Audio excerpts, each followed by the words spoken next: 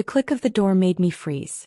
My heart was already thrumming too fast, but when I saw her, leaning against the frame, her hand on his chest, laughing like she owned the world, I felt my chest cave in. My boyfriend, the man I trusted, the one I thought loved me, he looked at her like she was everything. Like I didn't exist. I dropped the bag I was holding. The sound of it hitting the hardwood floor seemed deafening. What is this? My voice barely escaped as a whisper, shaking, trembling, betraying the rage that was already boiling beneath my skin. He turned, startled. Not by me but by the interruption. His eyes widened, that guilty, shallow panic I'd seen in movies. But this wasn't a movie. This was my life. And the betrayal? Raw. Unforgivable. I can explain, he stammered, as if those words could ever stitch back the trust he just shattered. But the thing is, some explanations aren't explanations at all. They're just excuses for the heartless. I didn't speak. I couldn't. My mind raced, scrambling for the words, the screams, the tears. But the storm inside me was quiet, cold, calculating, lethal. I didn't even realize I'd stepped closer, my breath fogging the space between us. Her laugh cut through me. A dagger wrapped in honey. And that's when something snapped. Not anger, not despair, not even heartbreak. Something sharper. Something that whispered, "This isn't over. My name is Haley Monroe. And from wherever you're watching this, stay with me." Have you ever felt the floor drop beneath you only to realize the person you loved most was the one pulling the ground out from under your feet? That's what it feels like when betrayal isn't a rumor or a hint. It's staring you dead in the face. I stepped back, watching the two of them. Every laugh, every glance, every touch. It was a symphony of my undoing. And yet, the strangest thing happened. I didn't crumble. I didn't scream. I didn't beg. I smiled. A small, quiet, terrifying smile. Because in that moment I made a decision. The kind that changes everything. The kind that doesn't need apologies, doesn't ask for forgiveness. The kind that exacts justice in silence, in shadows, in ways no one ever sees coming. I walked out, leaving them frozen, her eyes wide, his guilt heavy in the room. Outside, the city breathed. The streetlights painted me gold, and I felt it. Clarity. Rage, heartbreak, and a plan taking root in the same heartbeat. Betrayal isn't just a moment. It's a fire. And I was about to set the world alight that I didn't sleep that night. Not because of the pain, though it clung to me like smoke, but because of the clarity. I sat on my couch, legs pulled to my chest, staring at the wall as the sun slowly bled into the sky. Every minute sharpened me. Every breath steadied me. Every heartbeat whispered the same promise. He will regret this. When morning finally came, I wasn't the same woman who walked in on her boyfriend cheating. I was something colder, quieter, more dangerous. I showered, dressed, tied my hair back, and looked at myself in the mirror. My eyes weren't swollen. No tears. Just steel. "Haley," I whispered to my reflection. "Let's finish this." By noon I was standing in his office building, his kingdom. The place he bragged about, where he said someday we would build a life together. Ironic. The receptionist smiled politely, unaware she was escorting a storm into the heart of the building. When the elevator doors opened, I stepped into the hallway lined with glass offices. And there he was, Evan, laughing with his coworkers like last night hadn't happened. Like I was disposable, replaceable, forgettable. He turned and froze when he saw me. "Haley, why are you here?" His voice cracked. "Good." Fear looked good on him. "I came to drop something off," I said. I placed the envelope on the table. A white envelope that held the secret he never thought I would use. The contract. The one he begged me to co-sign for him because he needed support. A loan worth $48,000. Under his name, but tied to my credit. Something he thought I'd be too in love to ever touch. He paled. "You wouldn't." But I already had. The papers were filed at 9:03 a.m. A neat, irreversible move. "You shouldn't have cheated," I said softly. He looked around, panic spreading as coworkers began noticing. "Haley, please, don't do this here." "Oh, but this is exactly where it needs to happen." I stepped closer, lowering my voice so only he could hear. "You gambled with my heart. I'm simply collecting what you owe. Before he could speak, his phone rang. Loud. Urgent. He glanced at the screen and went white. His bank. I turned to leave but paused at the door and looked over my shoulder. You should probably answer that. His coworkers stared, whispering, curious. He stumbled back into his office, voice trembling as he picked up the call. I didn't need to hear the words. I knew the script. The interest rate spike. The immediate due amount. The consequences. But as I walked out of that building, something hit me. This wasn't enough. Not even close. Revenge isn't a single strike. It's an unraveling. And I had only pulled the first thread. That night, I lit a candle, sat at my kitchen table and opened my laptop. The glow illuminated my face as I typed his name into the search bar. Not out of curiosity but out of preparation. I was going to take everything he ever used to control me. His secrets. His lies. His weaknesses. Because the most dangerous revenge isn't loud. It's patient.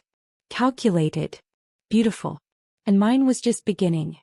The next morning I woke with a single thought pulsing in my veins. Expose him. Not just to me, not just in my world, but to everyone he thought he could fool. I pulled up his social media accounts, his email traces, the places he thought were private.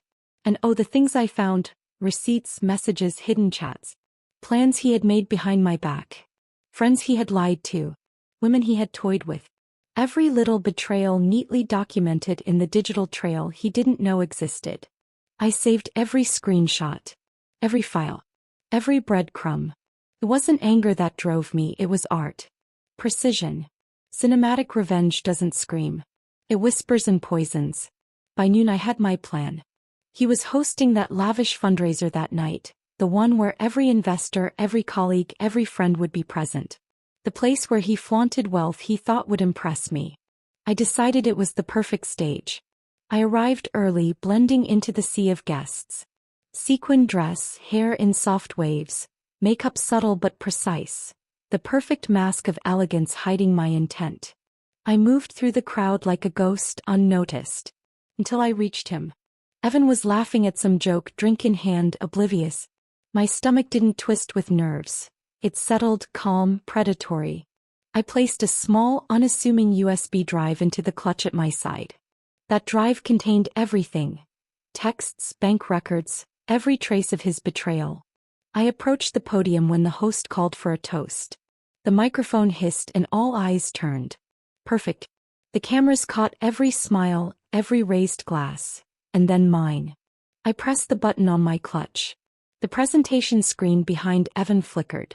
Then there was every message, every lie, every woman, every plan he thought was secret, displayed in crystal clear clarity for the entire room to see. A collective gasp swept the room. I watched as his face drained of color, his confident smile faltering into terror. He tried to speak but the microphone cut him off. The crowd leaned in, whispering, pointing. Humiliation wasn't just on his face. It radiated from every corner of the room. I felt no triumph, only clarity. Justice was in the shock, in the silence after the initial gasp, in the way he stumbled from the podium, muttering apologies that no one would ever believe. I slipped out before security could confront me, the night air cool against my skin. Blown, I smiled. But even as the adrenaline faded, I knew this was just the beginning. He had underestimated me. And that mistake would cost him more than embarrassment. Revenge isn't a single act. It's a symphony. And I had only struck the first chord. The fallout from the fundraiser was instant and brutal. By sunrise, his name was everywhere. Screenshots circulating, clips spreading like wildfire, investors pulling out faster than the headlines could catch up. But I wasn't done. Not even close. Humiliation was a bruise. I wanted a scar. I spent the morning sitting on my balcony, sipping coffee as I scrolled through the chaos. Evan had gone silent online. Of course he had. His company issued a bland PR statement, something about internal matters. A pathetic attempt to stop the bleeding. Around noon my phone buzzed. Unknown number. Haley. We need to talk. I deleted it without responding. 5 minutes later my doorbell rang. I didn't move at first. But the bell kept going, relentless, desperate. I stood, walked to the door and opened it just enough to see him. Evan. Disheveled. Eyes red. Fear leaking out of him like sweat. "Haley, please," he whispered. "Everything is falling apart. I just need to explain." A slower woman might have softened. But I wasn't slow anymore. "You didn't come here to explain," I said. "You came here to beg." He flinched. "You don't understand. I'm losing everything. My job. My investors. People think I'm a liar." "You are a liar." The silence between us sharpened. His breath trembled. "Please. Just tell them it was a misunderstanding. Tell them I didn't mean." "You didn't mean what?" I cut in. "Didn't mean to cheat? Didn't mean to use me? Didn't mean to gamble with my credit? Or didn't mean to get caught?" He swallowed hard. And for the first time I saw it. Not guilt. Not regret. Fear. Raw and real. "You're ruining me," he whispered.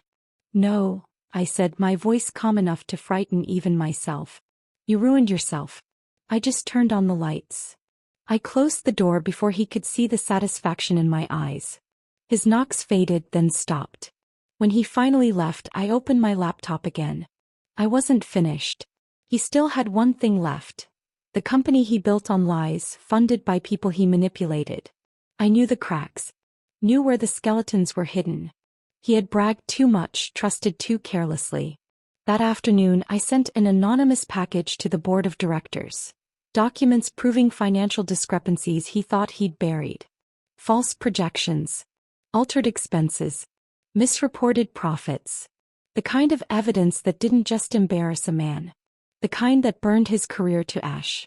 As the sun set, emails began flooding in. Whispers from friends, coworkers, even strangers who'd guessed I was behind the exposure. But one message stopped me cold. A woman named Lydia. The subject line read, "He did the same thing to me." I opened it slowly, my pulse pounding. And with every word she wrote, detailing her own heartbreak, her own deception, her own financial ruin at his hands, I felt something shift inside me. This wasn't just my revenge anymore. This was bigger. Darker. Deeper. I wasn't fighting for my heart. I was fighting for every woman he had broken. I leaned back, staring at Lydia's email, feeling something sharper than anger settle into my chest. A mission. And missions don't end with humiliation. They end with destruction. Lydia's email didn't just hit me, it detonated something inside my chest. Every line felt like déjà vu. The lies. The manipulation. The money. The promises he had dangled like bait. Evan hadn't just cheated. He had a pattern. A system. A trail of damaged women behind him. And I was only the latest in his collection. I typed back 2 words. "Let's talk." We met that evening at a small cafe tucked between 2 bookstores. Lydia walked in hesitantly, her shoulders tense, her eyes scanning the room like she expected Evan to jump out from behind a menu. She was older than me by a few years, with tired eyes and a voice that shook when she said my name. "Thank you for meeting me," she whispered. "Thank you for reaching out." She told me everything. How Evan had promised to help her start a business.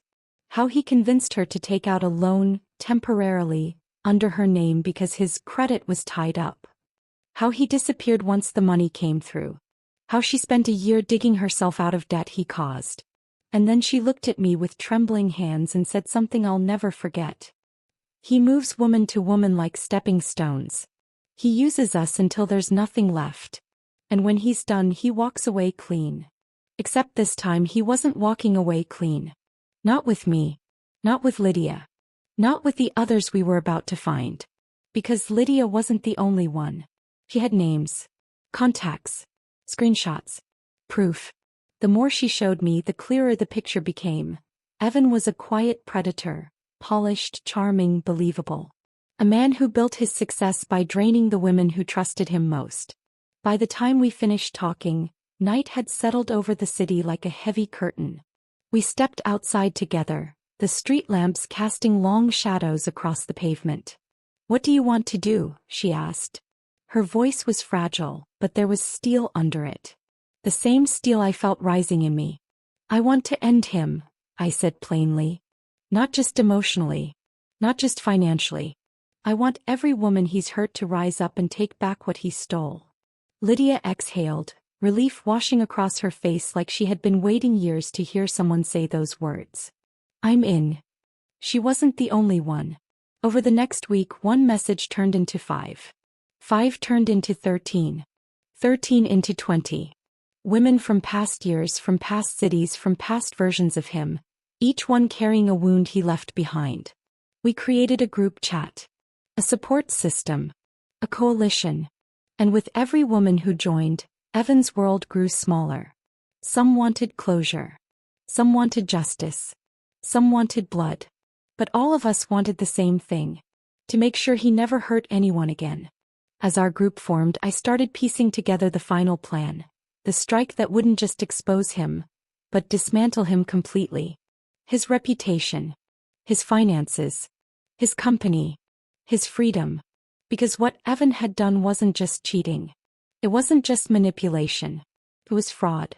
Strategic, repeated, intentional fraud. And we were gathering enough evidence to bury him in a courtroom. But that wasn't the twist. The twist came at the end of the week when someone new joined our group. A name I recognized instantly. A name that sent a cold electric shock down my spine. His fiancée. The fiancée I never knew existed. The woman he was planning a wedding with. While dating me. While cheating on me. While stealing from others. She sent one message. I think I'm pregnant. My hands went cold. My breath stalled. The world tilted just slightly. This wasn't just revenge anymore. This was a reckoning. And he wasn't ready for the storm that was coming. Her message hit the chat like a grenade. I think I'm pregnant. For a moment no one typed. Even I just stared at the screen, my pulse thudding so hard I could feel it in my palms. Her name was Emily Carter. I'd seen her once. Months ago. On his phone screen when a notification popped up. He brushed it off, said she was a coworker, nothing serious. But now. She was his fiancée. And maybe carrying his child. I felt the air leave my lungs.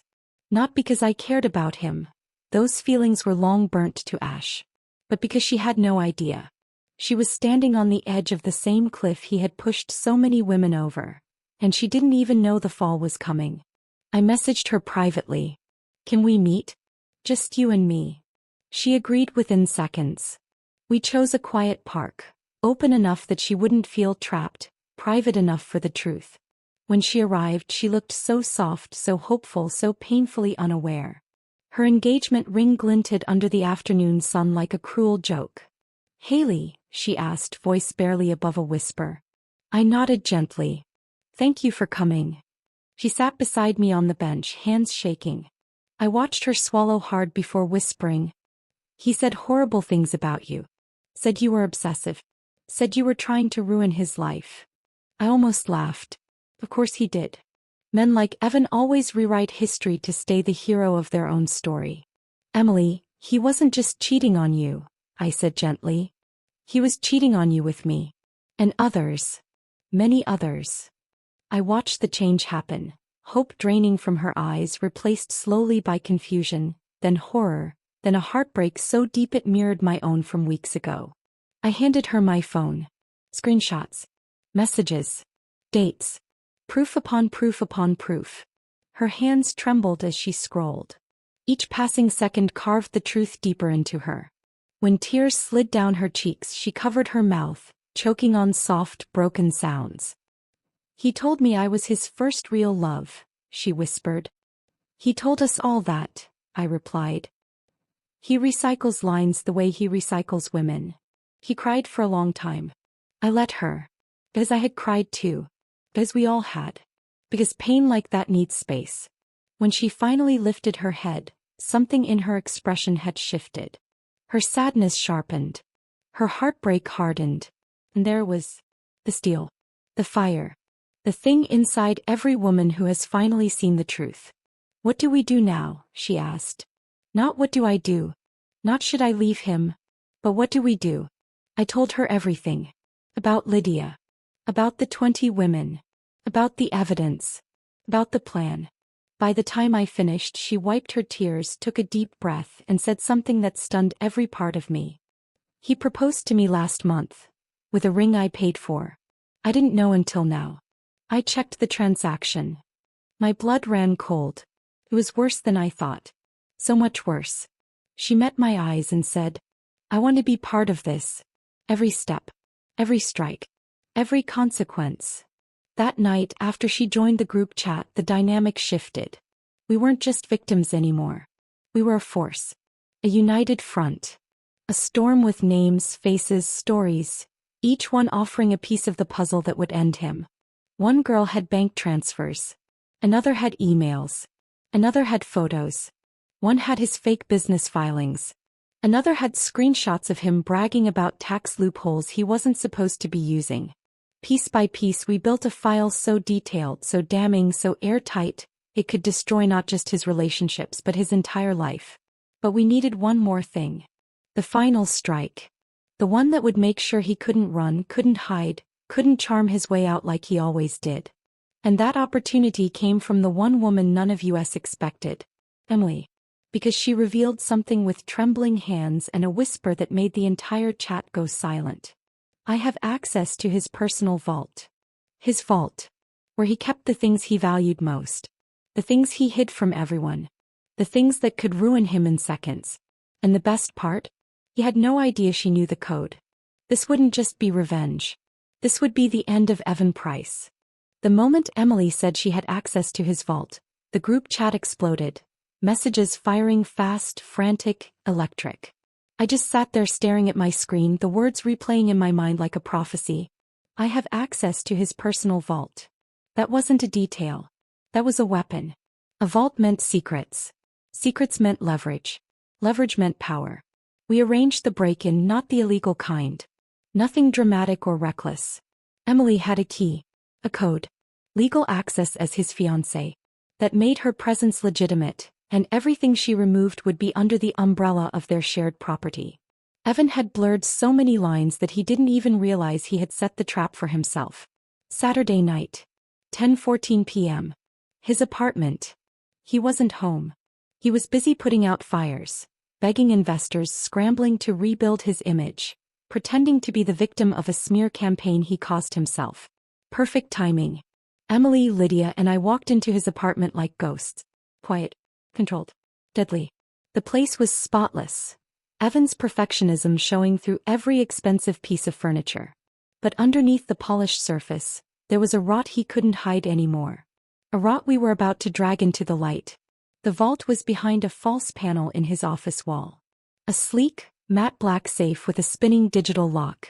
Emily's hands shook as she typed in the code. 6 digits.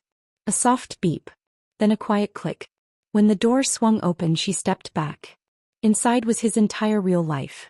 Not the polished version he showed the world, but the raw, unfiltered truth of who he really was. We found a second phone filled with messages to dozens of women, coordinated lies, emotional manipulation, explicit plans he never thought anyone would see.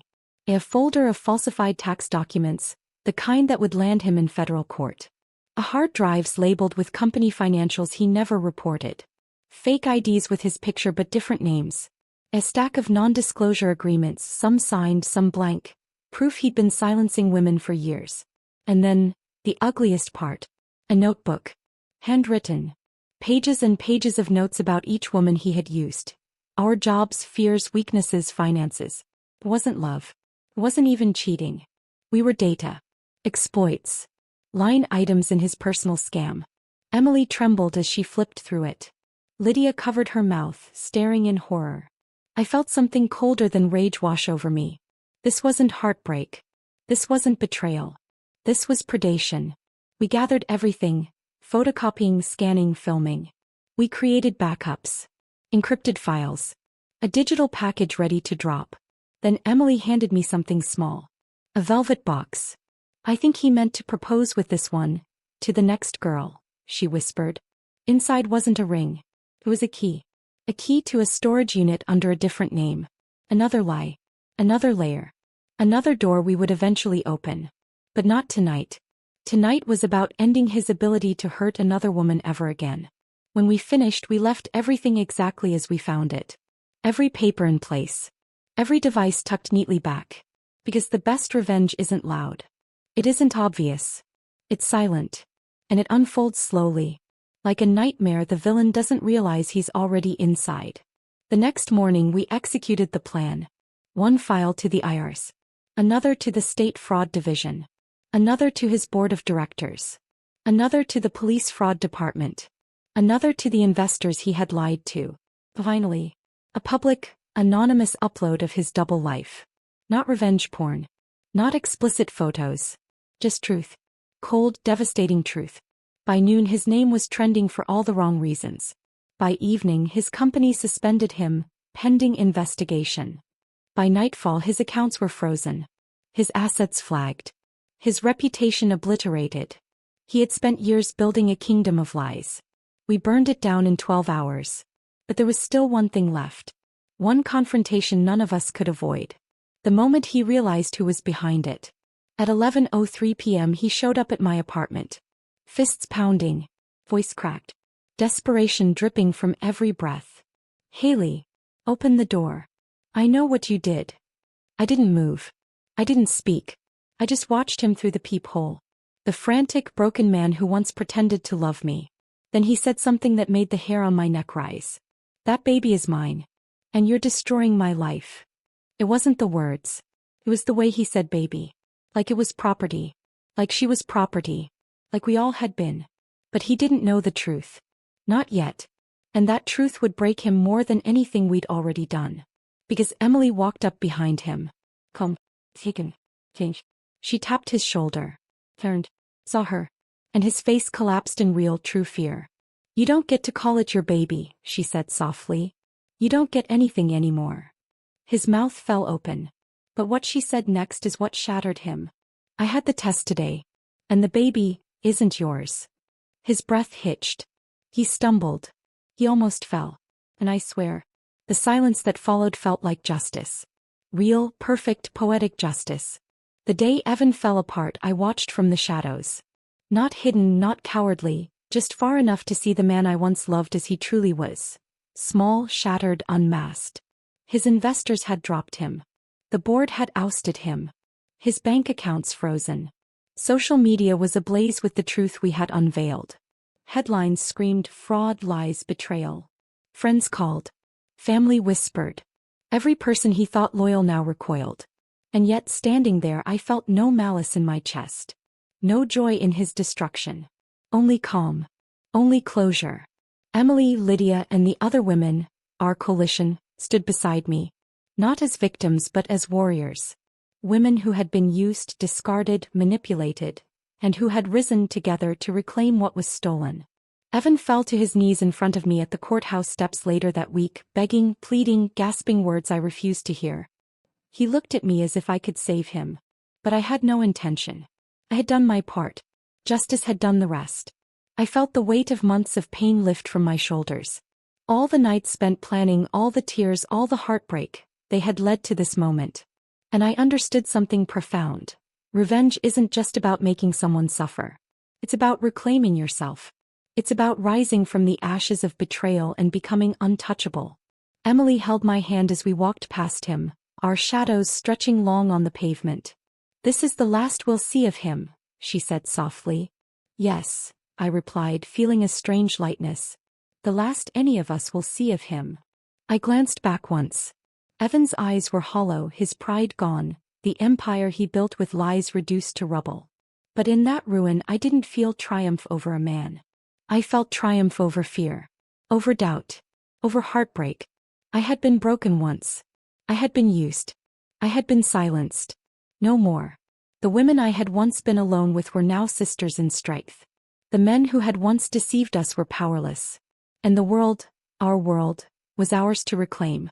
As I walked away from the courthouse, I felt the wind lift my hair, sunlight warming my face, the city alive around me. The past no longer chained me. The lies no longer haunted me. The betrayal no longer defined me. I knew one truth crystal clear.